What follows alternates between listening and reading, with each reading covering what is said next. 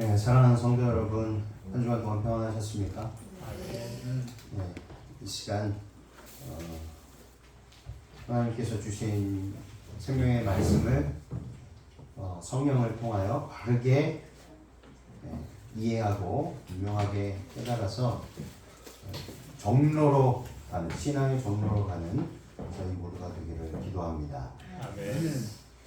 오늘 말씀의 제목은요, 선악의 대쟁투, 사단의 전략과 예수님의 지략입니다. 먼저 본문의 말씀 보도록 하겠습니다. 누가복음 7장 36절로 38절 말씀입니다.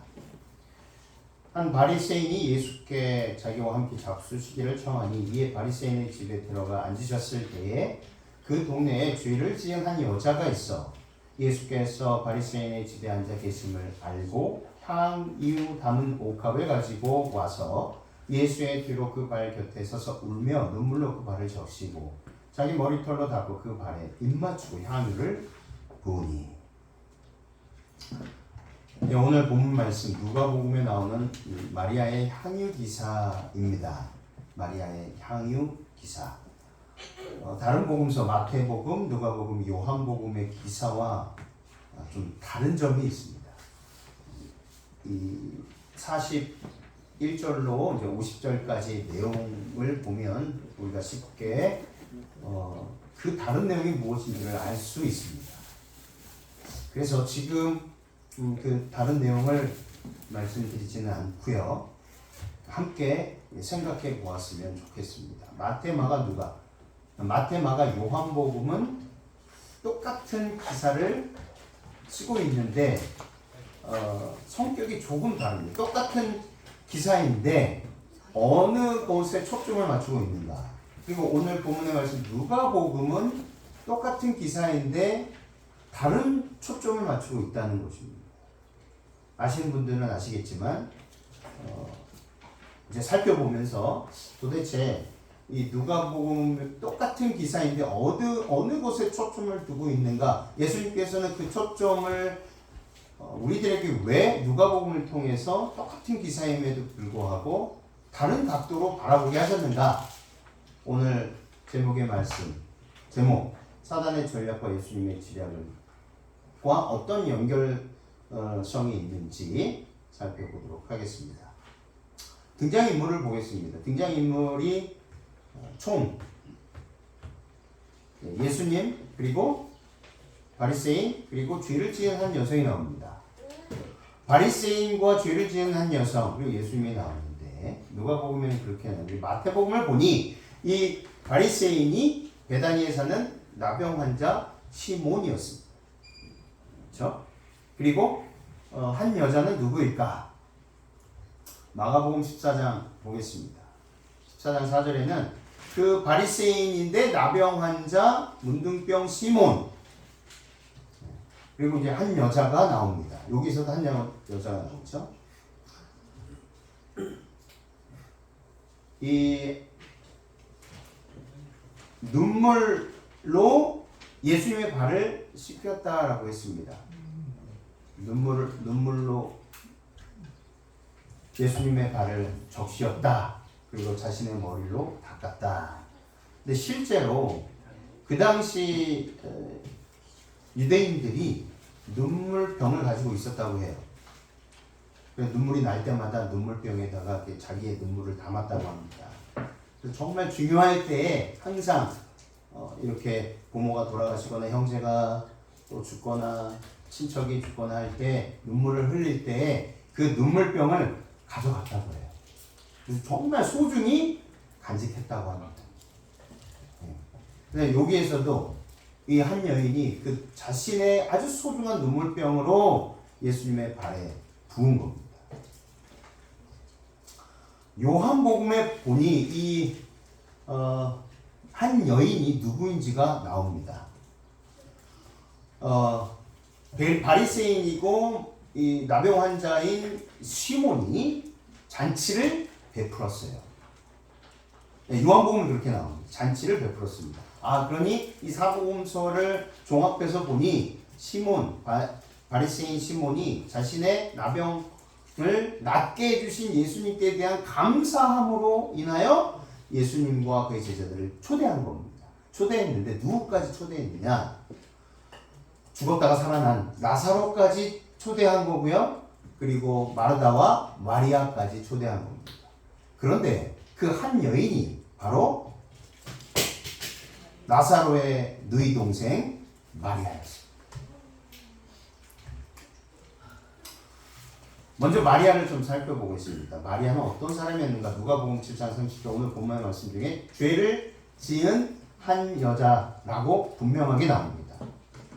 죄를 지은 한 여자.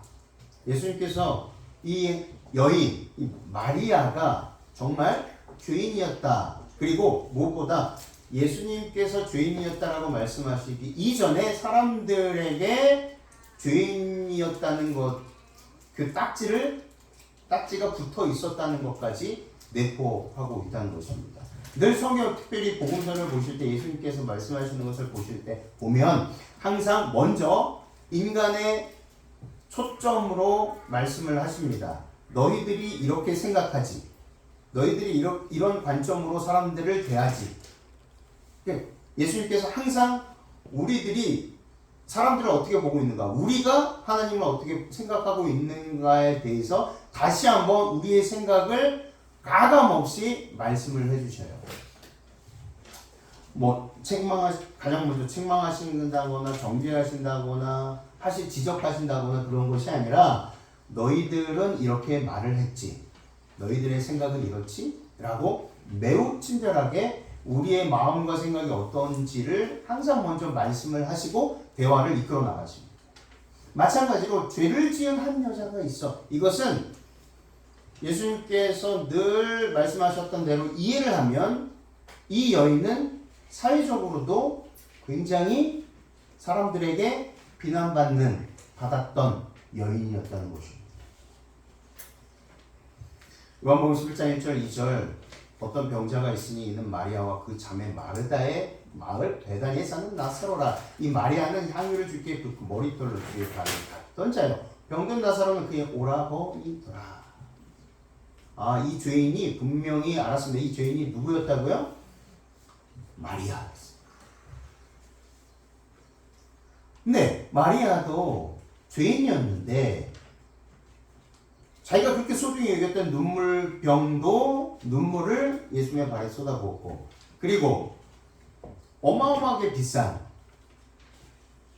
거의 1년치 하루하루 노동을 해서 벌었던 그 돈 1년치를 어찌 보면 전 재산을, 자기가 가지고 있는 전 재산을 다 그 옥합을 사는 데 드렸고, 그 옥합을 아낌없이 예수님께 드렸습니다.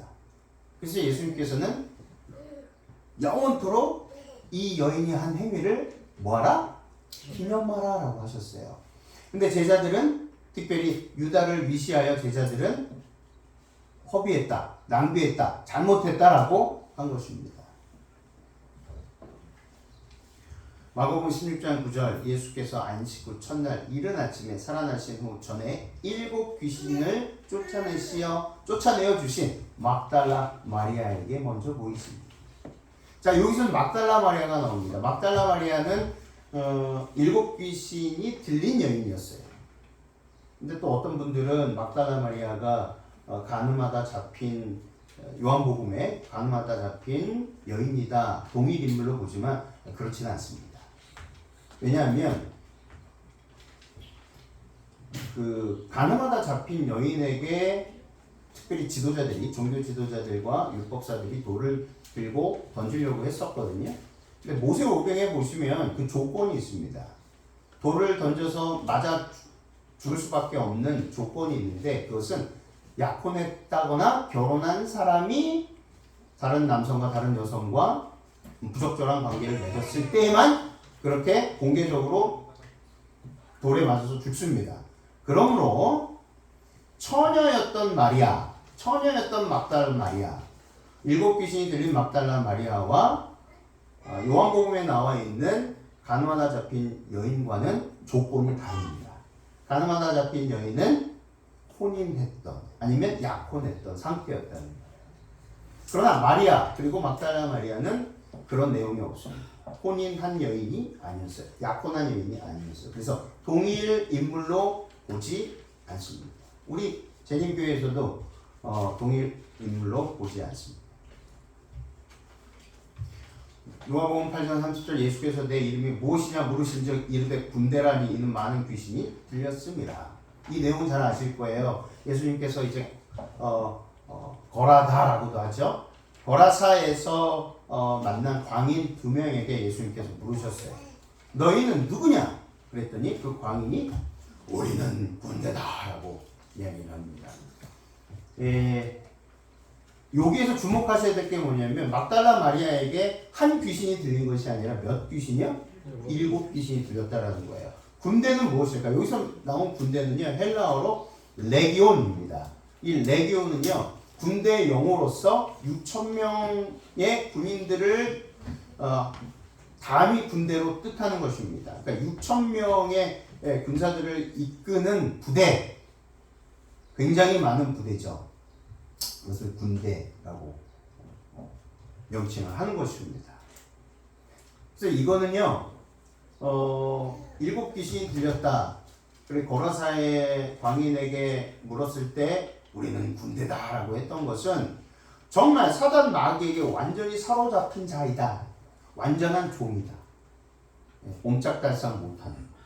조금만 한 부분만 사단에 사로잡힌 것이 아니라 완전히 사로잡힌. 누가복음 8장 2절 또한 악귀를 쫓아내심과 병 고침을 받은 어떤 여자들 곧 7 귀신이 나간 자 막달라인이라 하는 마리아와 누가복음에서도 이 막달라 마리아를 이야기하는데 누가복음에서는 막달라인 마리아라고 해요. 그러면 마르다 그리고 또 마르다의 여동생 그리고 나사로의 누이 동생이었던 저기 문 좀 열어주셔야 되겠어요. 안 열리나는데 저기 문 좀 누가 끈 것 같습니다. 자동 문을 누가 끈 것 같아요. 아이들이 잘못 만든 것 같습니다. 동일 인물인가? 마리아와 그러니까 나사로 마르다의 이 자매였던 남매였던 이 마리아와 막달라인 마리아 7 귀신이 들린 마리아와 동일 인물인가? 마리아는요 7 귀신이 들렸던 가련한 여인이었습니다. 사실 막달라라는 사람의 성이 아니라 이 망대라는 뜻을 가진 도시 이름을 말합니다. 망대, 막달라라는 것은. 근데 이 망대는 막달라라고 하는 이 망대는요 탈무드의 이야기에 의하면 염색과 직물 공장과 생산 가공 공장이 있었던 매우 부유한 도시였다라고 나옵니다. 따라서 부도덕하고 성적 비행이 아주 심했고 지금은 멸망하여 도시가 존재하지 않은 곳인데 그 당시에는 부유한 곳이면서도 범죄가 많이 있었던 특별히 성적 비행이 문란함이 많이 있었던 곳이 바로 막달라였다라고 말합니다. 마태복음 18장 21절 22절 그때 베드로가 나와 이르되 주여 형제가 내게 죄를 범하면 몇 번이나 용서하여 주리이까 7번까지 하오리이까 예수께서 이르시되 내게 이르면 7번뿐 아니라 7번을 70번까지라도 할지니라. 신물교훈 243쪽에 보시면 7이라는 숫자는 무슨 수다? 완전수다 했습니다. 막달라인 마리아에게 귀신이 하나 둘 7 귀신이 들렸어요. 베드로가 7이라는 숫자를 들었어요. 그러니까 완전한. 그러니까 베드로의 개념 속에 완전한 용서는 7번일 거야 라고 생각을 한 거죠. 그래서 7이라는 숫자를 댔습니다. 7이라는 숫자는 성경적으로 완전수를 나타냅니다. 지원의 말씀에도 완전수인 7번이라고 이야기합니다. 그러면 이것을 이렇게 유추해 보면 일곱 귀신이 들린 막달라인 마리아는 그 거라사 광인들처럼 나는 군대다라고 얘기했던 거라사 광인처럼 완전히 사단 마귀에게 사로잡힌 여인이었다라는 것을 우리는 성경을 통해서 쉽게 찾을 수 있는 것입니다. 누가복음 7장에 대한 추가적 설명인데요. 우리 재림교 주석에 보면 이렇게 서술되어 있습니다. 베다니의 마리아가 자신의 수치스러운 생애 때문에 집을 떠났다면 아마도 자 여기서 보세요. 베다니의 마리아는 누구죠? 마르다와 나사로 식구입니다. 베다니의 마리아가 자신의 수치스러운 생애 때문에 집을 떠났다면 아마도 막달라에 살고 있는 친지나 친척들 곁에 거처를 마련했을 것이다. 예수의 갈릴리 봉사에 관한 기록된 사건은 대부분 막달라가 있는 게네사렛 평야 지역에서 일어났고 따라서 예수가 막달라를 방문한 초기에 귀신 들림에서 풀어주었을 것이다. 제2차 갈릴리 여행에서 예수와 동행한 후 그녀는 변화된 사람으로 베다니에 돌아와 거처를 정했을 것이다. 잘 설명해 주고 있습니다. 그래서 막달라 마리아는 마르다와 동일 인물이라는 것을 우리는 알 수 있습니다. 그리고 두 번째 인물 시몬이 나옵니다. 바리새인 시몬. 그러니까 여기에서 먼저 마리아가 일곱 귀신이 들렸는데 거라사 광인들이 그들에게 입속에서 예수님께서 너희는 누구냐 그랬더니 그들의 입속에서 우리는 군대다. 그 사단이 대리자 역할을 했던 것처럼 마리아 마르다의 동생 나사로의 동생이었던 이 마리아도 역시 거라사의 광인들처럼 완전히 사단의 대리자였었다라는 것이었습니다.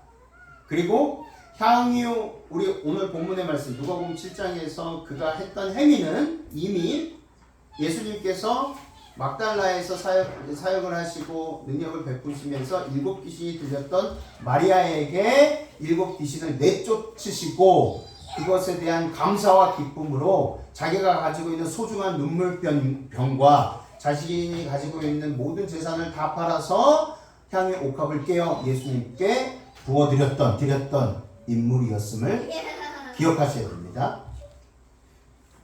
그리고 두 번째 시몬입니다. 마태복음 26장 6절로 9절. 예수께서 베다니 나병 환자 시몬의 집에 계실 때에 한 여자가 매우 귀한 향유 한 옥합을 가지고 나와 식사하시는 예수의 머리에 보니 제자들이 보고 분개하여 이르되 무슨 의도로 이것을 허비하느냐 이것을 비싼 값에 팔아 가난한 사람들에게 줄 수 있었겠도다 하고는 네, 우리가 아까 살펴보았듯이 시몬은 바리새인이었습니다. 바리새인의 집에 들어가셨어요, 예수님께서. 그리고 예수를 청한 바리새인. 그래서 우리는 이 똑같은 사건에 다르게 표현할 때 이름이 없고 이름이 있고 그저 바리새인 또 바리새인이 아니고 그냥 문둥병 시몬 이렇게 나와 있지 않습니까? 어떤 복음서에는 전체적으로 살펴보니 우리가 아까 봤듯이 예수님을 초청한 사람이 바리새인, 문둥병자, 나병 환자, 시몬이라는 것을 확인할 수 있습니다. 그래서 누가의 기록에 의하면 시몬은 베다니에 사는 바리새인이었고 한때 나병 환자였지만 예수님께서 고쳐주신 것으로 보입니다. 그는 그 은혜에 감사해서 예수님을 위한 잔치를 벌였고 예수님과 그 제자들을 초대했습니다. 얼마 전에 부활한 나사로와 그의 여동생들인 마리아와 마르다도 초대를 받았던 것입니다. 여기에서 시몬과 마리아의 관계입니다. 저도 깜짝 놀랐어요. 물론 옛날에도 알고 있었지만 다시 한번 확인했을 때 어쩜 이럴 수 있었을까?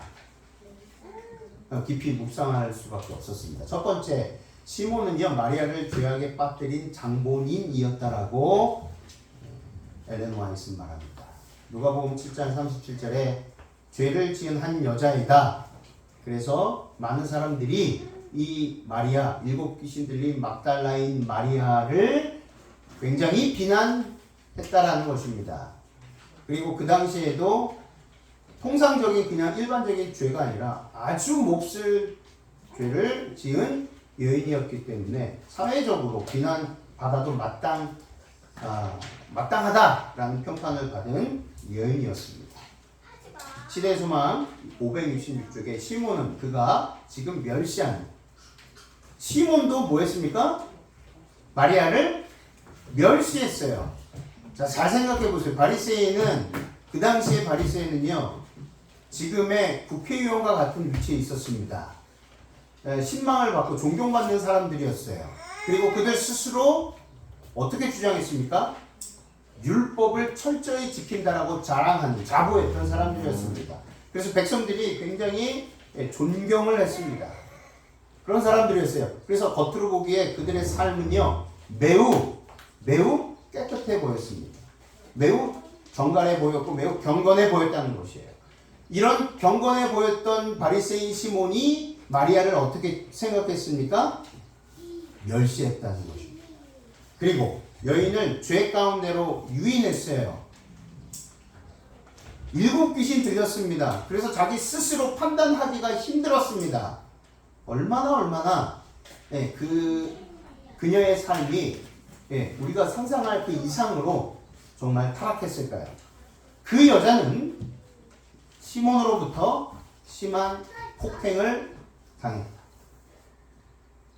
그래서 대부분 학자들은 특별히 우리 교회의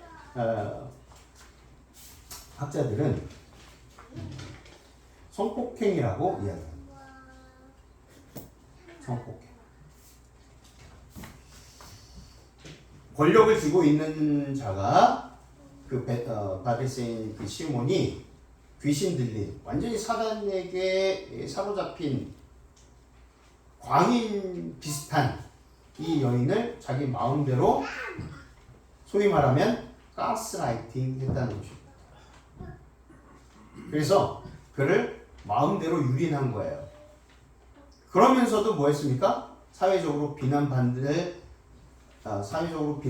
마땅하다라는 여인으로 취급을 한 것입니다. 굉장히 이율배반적이죠. 그리고 위선적인 모습을 바리새인 시몬이 보여주고 있습니다. 1900년도에 나온 영문 시조에 이렇게 나옵니다. 엘렌 화이트의 가장 놀라운 통찰력은 시몬이 나사로의 삼촌이었다는 사실이다.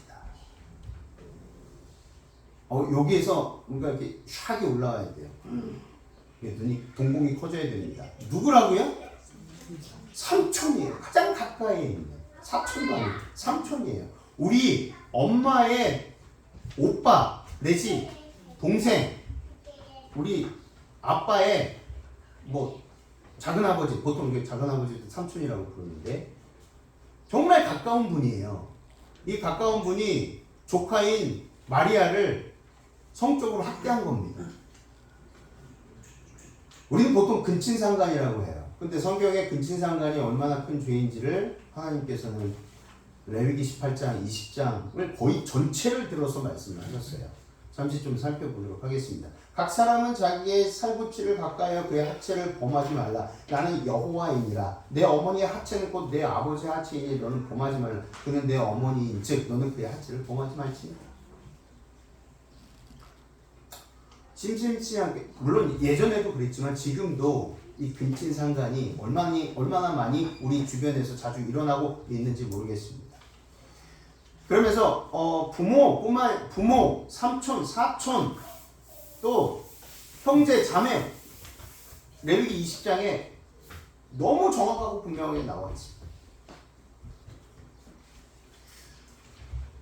이건 각자 이제 집에서 찾아보시기 바랍니다. 세 번째는요, 시몬은요, 방탕한 삶을 살다가 문둥병에 걸려 비참한 처지에 이를 때 주님께서 그 문둥병을 고쳐 주셨어요. 그 사실을 알고서도 우리 같으면 어떨까요? 우리 정의에 대해서 많이 외치잖아요. 공정, 정의, 공평에 대해서 많이 이야기를 합니다. 그러면서 가끔 헷갈릴 때가 있어요. 우리 기독교인들도 가끔 헷갈릴 때가 있어요. 정의이기 때문에 저 사람은 심판받아야 되고 저 사람은 무기징역감이다. 저 사람은 절대로 용서할 수 없다라는 생각을 가장 먼저 합니다. 그러면서 기독교적 그 배경을 살펴보고 예수 그리스도께서 어떻게 죄인들을 대하셨는지를 살펴보면 거기에서부터 우리의 가치관, 판단, 생각하고 정면으로 이렇게 맞받아치고 부닥칠 때가 있다는 것입니다. 네 번째, 마리아는 용서받은 죄인인 반면 시몬은 용서받지 못한 죄인이었습니다. 그러니까 마리아는 그가 어떤 죄인인지를 깨닫고 하나님께서, 예수님께서 주신 그 은혜, 그 축복, 그 마귀로부터, 귀신으로부터 해방되었던 그거에 대한 감사가 넘쳤지만 대신 시몬도 물론 회개를 했습니다. 그래서 제자가 됐지만 그 이전에는 스스로 그가 어떤 죄를 범했는지에 대해서 자각하지 못했다는 것이에요. 근친상간의 죄, 위선적인 죄, 이런 것들에 대해서 그가 심각하게 받아들이지 않았던 것입니다. 소망 시대소망 567쪽, 그는 예수를 하나님의 대표자로 인정하지 아니하였었다. 회개하기 이전에요. 그리고 마리아는 용서받은 죄인인 반면에 시몬은 용서받지 못한 죄인이었다. 그가 그 여자를 정죄하도록 한 그 공의의 엄정한 율법은 그를 정죄하였다. 그 스스로를 정죄한 것입니다. 다섯 번째, 시몬은 회개하여 겸손하고 자아를 희생하는 제자가 그 다음에 그가 깊이 회개하고 제자가 된 거예요. 근데 그 계기가 있었어요. 그 계기를 이제 결론의 말씀을 드릴 거예요. 어떻게 시몬이 그런 극악무도한 죄를 범하고 나서도 회개하지 않았는데 예수님께서 어떻게 대하셨기에 그가 회개하고 돌이키고 제자가 될 수 있었을까? 이것이 오늘 제목의 핵심입니다. 사단의 전략은 어떻게 해서든지 가스라이팅을 통해서 모든 사람들을 자신의 완전한 종으로 삼을 것이고, 예수님의 지략은 그 반대로 그 가스라이팅에서 벗어나게 하시고 우리가 외치는, 사람들이 외치는 정의대로 심판하지 아니하시고 그가 깊이 누이치고 회개할 수 있도록 힘과 능력과 용기를 주신다는 차이점이 있다는 것입니다. 그래서 사단의 전술 전략은 이렇습니다. 가스라이팅인데요. 이 가스라이팅의 유래는 이렇습니다. 간단히 설명을 하자면, 요약하자면, 한 남자가 있었어요. 잭이라는 남자가 있어요. 보석을 훔치기 위해서 윗집의 부인을 살해합니다. 보석을 찾기 위해서는 윗집에 있는 가스등, 가스라이트, 가스등을 켜야 했는데 그 건물은 가스를 나눠 쓰기 때문에 윗집에 가스등을 켜면 다른 집의 가스등이 이렇게 어두워진다고 합니다. 그래서 밤마다 가스등이 어두워지고 윗집에서 소음이 들리자 불안한 아내 벨라라는 사람은 집에 돌아온 남편 잭에게 말하지만 그 잭은 벨라가 과민 반응하는 것이라고 계속 몰아세웁니다. 처음엔 반신반의하던 벨라도 이제 지속되자 자기 자신에게 의구심을 갖게 돼요. 사실인데 사실이 아닌 것처럼 느끼게 돼요. 점점 무기력과 공허에 빠지게 되어서 결국 남편 잭만을 의지하게 됩니다. 하지만 경찰인 브라이언의 등장으로 결국 잭의 범죄가 발각된다는 이런 내용이에요. 이것이 가스라이팅의 유래입니다.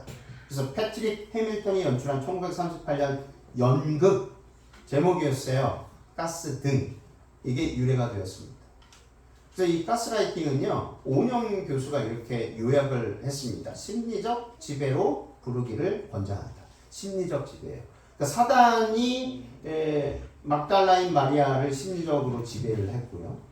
그리고 바리새인 시몬을 심리적으로 지배를 했습니다.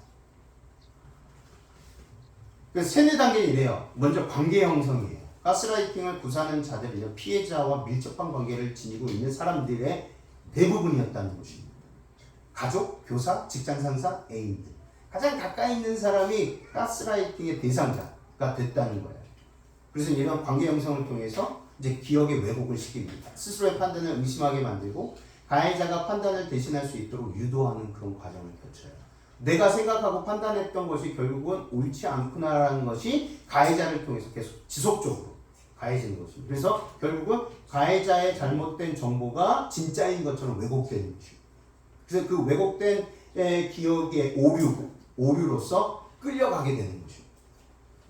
그리고 세 번째는 미니마이징인데요. 이 정상적인 사람들이 첫 번째 단계, 두 번째 단계를 걸쳐서 강한 반발을 하게 되지만 3단계에 이르게 되면 피해자는 주변 사람들로부터 비논리적인 착각을 하는 사람으로 인식이 되는 것입니다.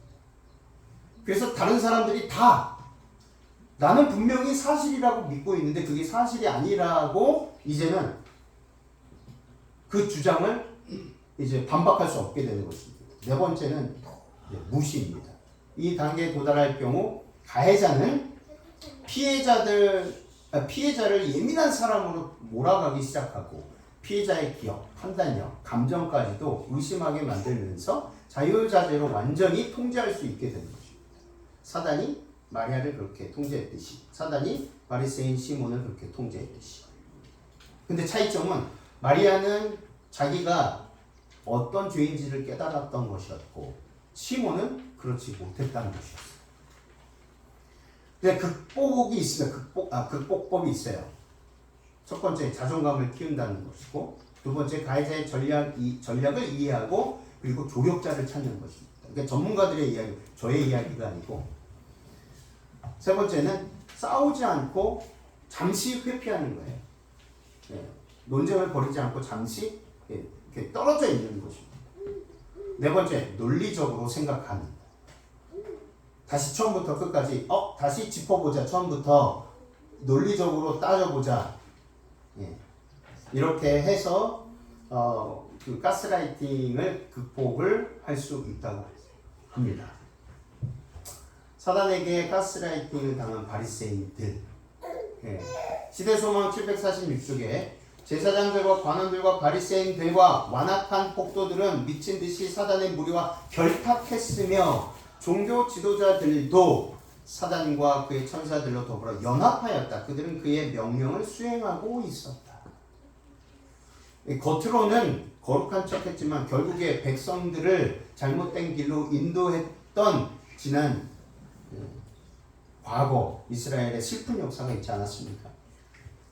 대쟁투 371쪽입니다. 충실하지 않은 파수꾼들은 대기만자 사단의 사업에 연합하여 하나님께서 평안하다고 말씀하지 아니하시는 때 평안하다고 부르짖었다. 마치 그리스도께서 세상에 계시던 당시에 바리새인들처럼 많은 사람들은 자기들 스스로 천국에 들어가기를 싫어하고 들어가려는 사람들도 막았다. 그들의 피는 마침내 그들의 손에서 찾게 될 것이다. 똑같죠? 가스라이팅 당한 내용과 똑같습니다. 실문교훈 151쪽 누구든지 자기 자신이 의롭다고 믿는 사람은 다른 사람을 멸시할 것이다. 바리새인은 다른 사람을 기준으로 해서 자기 자신을 평가한 것처럼 다른 사람들을 자기 자신을 기준으로 해서 평가했다. 그는 다른 사람을 하나님의 율법을 범하는 자라고 비난하였다. 이로써 그는 형제를 참수하는 사단의 정신을 나타냈다. 100% 사단의 대리자였음을 말씀하고 있습니다. 시대수문 567쪽. 그러나 시몬은 자기가 마리아보다 더 의롭다고 생각했다. 시몬이 여전히 바리새인이었고 바리새인의 사고를 지니고 있었다는 것을 시대소망에서는 분명하게 말씀하고 있습니다. 시몬은 자기가 마리아보다 더 의로운 사람이라고 생각했어요. 그러므로 예수께서는 그의 죄가 참으로 얼마나 컸는지를 보여주기를 원하셨어요. 500데나리온 빚이 50데나리온의 빚보다 많은 것처럼 그의 죄가 그 여자의 죄보다 훨씬 더 크다는 사실을 예수께서는 누가복음 7장, 그러니까 다른 마태, 마가, 요한복음에서 마태, 마가, 요한복음의 그 마리아가 예수님의 발에 그리고 예수님의 머리에 향후 옥합의 그 사건은 그 내용은 이 세 복음서 마태, 마가, 요한의 복음서는 어느 곳에 초점을 맞추냐면 예수님이 곧 십자가에 달려 돌아가신 거기에 초점을 맞춥니다. 근데 누가복음만큼만은 거기에 초점을 맞추지 않고 바로 500데나리온의 빚, 50데나리온의 빚 이 이야기를 말씀을 하시면서 시몬의 죄가 얼마나 큰 죄인지를 그 스스로 깨닫게 하시기 위해서 유도하신 거예요. 그래서 누가복음의 이 향유 옥합의 내용은 유일하게 누가복음에서만큼은 시몬 마리아뿐만 아니라 시몬에게 특별히 시몬에게 그도 사단에게 가스라이팅을 당한 피해자로서 그를 구원하기 위한 하나님의 용서하심을 나타내시기 위해서 말씀하신 사실을 우리는 알게 되는 것입니다. 사단에게 가스라이팅 당한 막달라 마리아는 어땠습니까? 7 귀신이 들렸어요. 그리고 산상보음 115쪽에 그는 우리의 실수와 죄가 너무 크기 때문에 주께서 우리의 기도를 귀하게 여기지 아니하시고 우리를 축복하고 구원해 주지 않으실 것이라고 생각하도록 우리를 유도한다. 누가요? 누구예요? 그가 사단입니다. 예, 사단은 끊임없이 우리가 하나님께 기도드리고 주님 용서해 주세요라고 그 용서의 기도를 한다 할지라도 너는 용서받을 수 없는 큰 죄인이라고 얘기를 해요. 이 이야기가 이 사회에서도 똑같이 통용되죠. 정의라는 이름으로. 구조와 선지자 202쪽 사단은 그들에게는 아무런 희망도 없고 그들의 죄는 너무 커 용서받을 수 없다는 생각을 일으켜 그들을 공포에 질리게 하려고 노력하고 있다. 그래서 예수님의 지략은 어떠한가라는 거예요. 예수님의 지략은 다릅니다. 사단에게 가스라이팅 당한 마리아와 시몬 두 사람 모두를 구원하심에 있어서 매우 뛰어나다. 사람들에게 조소와 조롱의 말을 듣는 사람, 존중받지 못한 사람, 사생활에 문란하다고 비난받는 사람, 인간 이하의 취급을 받는 사람, 그 누구의 관심도 받지 못한 사람, 사회에서 완전히 버림받은 사람, 누구였습니까? 시몬이었습니까? 아닙니다. 마리아였어요. 0.1%의 가능성만 있다 하더라도 이런 말을 많이 들어보셨죠.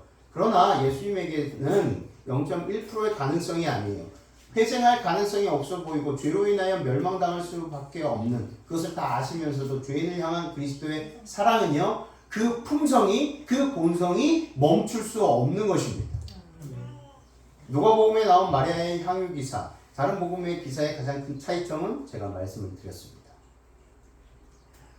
다른 복음서는 마리아의 향유 사건을 예수님의 장례를 준비하는 것으로 강조했지만 누가복음만큼은 그 강조점이 장례가 아니라 죄를 용서하시고 가스라이팅을 당한 사단으로부터 가스라이팅을 당한 이 죄인들을 특별히 사회적으로도 정의라는 이름으로도 말도 안 되는 범죄를 저지른 이 시몬을 타도해야 되고 무기징역시켜야 된다는 이 시몬까지라도 구원해 내시기 위한 사역이었다는 것입니다.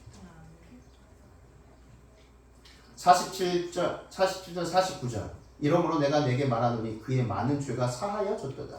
이는 그의 사랑함이 많음이라 사함을 받은 일이 적은 자는 적게 사랑하느니라. 이에 여자에게 이르시되 내 죄사함을 받았느니라 하시니. 마지막 부분에 나오는 그의 많은 죄가 사하여졌도다. 내 죄사함을 받았느니라. 이가 누구이기에 죄도 사하는가 같은 말씀이 그것을 증명하고 있다는 것입니다.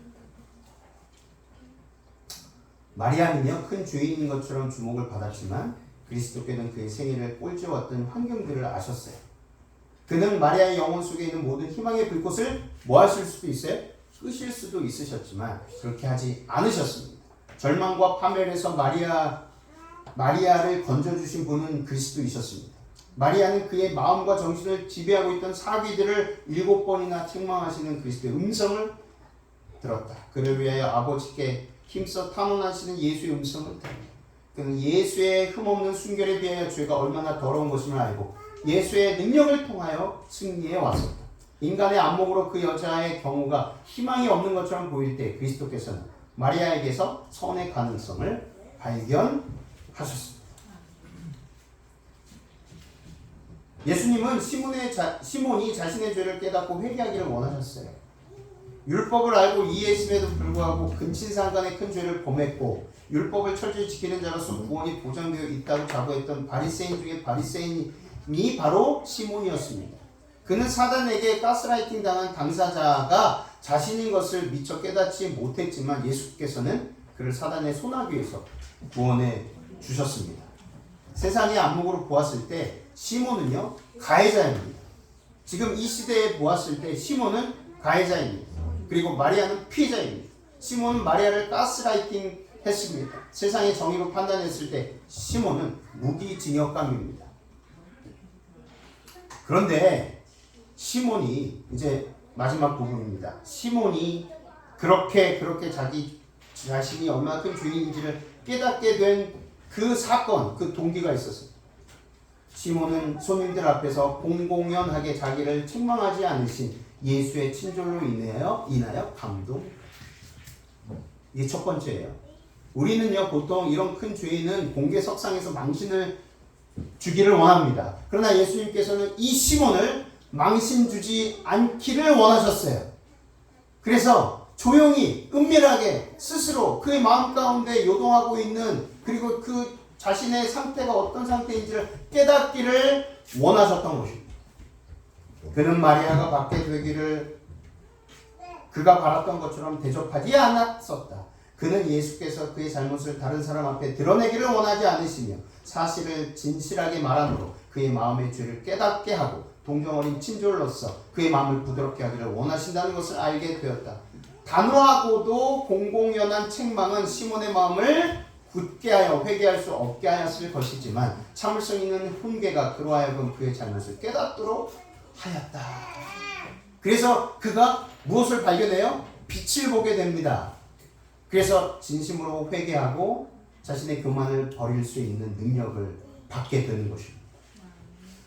여기에서 우리는요, 이제 우리의 생각과 우리의 가치관과 우리의 이 정의라는 이름으로 불려지는 이 세상에서 이 심판 정신을 버려야 함을 깨닫게 되는 것입니다. 아무리 극악무도한 죄인일지라도 예수님께서는 그 극악무도한 죄인에게 기회를 주시고 그가 진심으로 자기의 잘못을 깨닫기를 원하시는 것처럼 우리도 죄인을 만나고 말도 안 되는 극악무도한 죄인을 만나더라도 그에 대한 마음이 예수님과 같은 마음이 되어야 한다는 것입니다. 그렇게 되시기를 간절히 소망합니다. 말씀을 마치면서 시대소망 57쪽. 그렇다면 예수님께서 시몬을 그렇게 대우하시고 마리아를 그렇게 사랑하시고 그렇게 치료해 주셨던 우리는 어떻게 하면 이렇게 될 수 있을까? 그리스도는 그의 성품을 꿰뚫어 보시고 그를 사랑하셨다. 그리스도에 대한 사랑이 그 관원의 마음에 일어나고 있었다. 왜냐하면 사랑은 사랑을 낳기 때문이다. 죄인 그리고 그 안에 있는 죄 구분하셨습니다. 죄인은 사랑하시되 그 죄는 미워하셨습니다. 마찬가지로 우리도 죄인은 사랑하고 그 안에 있는 죄를 미워하게 되기를 바랍니다. 그대는 자기 자신을 개선하여 하나님께 나아가도 될 만큼 충분히 선한 사람이 될 때까지 그리스도께 나아갈 수 없다고 속삭이는 원수의 말을 듣지 말라. 일곱 귀신 들린 마리아처럼 나는 도무지 회생이 불가능하고 은혜받을 가치가 없구나라고 생각하지 말라는 것입니다. 만일 그대가 그때까지 기다린다면 그대는 결코 그리스도께 나아갈 수 없을 것이다. 사단이 그대의 더러운 옷을 가리키며 그런 말을 할 때에는 우리 모두 이렇게 주장하라는 것입니다. 요한복음 6장 37절 내게 오는 자는 내가 결코 내어쫓지 아니하리라 라고 약속하셨던 예수 그리스도의 그 약속의 보증의 말씀을 주장하라는 것입니다. 그 어떤 누구도 시몬마저도 그 극악무도한 죄를 범했던 위선자였던 그 시몬마저도 주님께서는 다른 사람 앞에서 공개적으로 창피 주지 않고 그를 끝까지 사랑하셔서 그 스스로 자신의 죄를 깨닫게 하시고 회개케 하셨던, 그래서 진정한 주님의 제자가 되게끔 하셨던 예수님의 방법, 예수님의 지략으로 우리도 죄인을 만날 때, 그리고 우리 스스로도 우리의 죄 때문에 주님께 갈 수 없구나, 주님께서 나의 죄를 용서할 수 없구나 라는 생각을 갖지 말고 요한복음 6장 37절의 말씀처럼 내게 오는 자는 내가 결코 내어쫓지 아니하리라는 그 말씀을 사단에게 주장하면서 그 어떤 죄를 범했을지라도 용기를 가지고 주님께 담대히 나아가시는, 그리고 무엇보다 그런 죄인을 만났을 때에도 그를 정의의 이름으로 심판하거나 그를 정의의 이름으로 단죄하기보다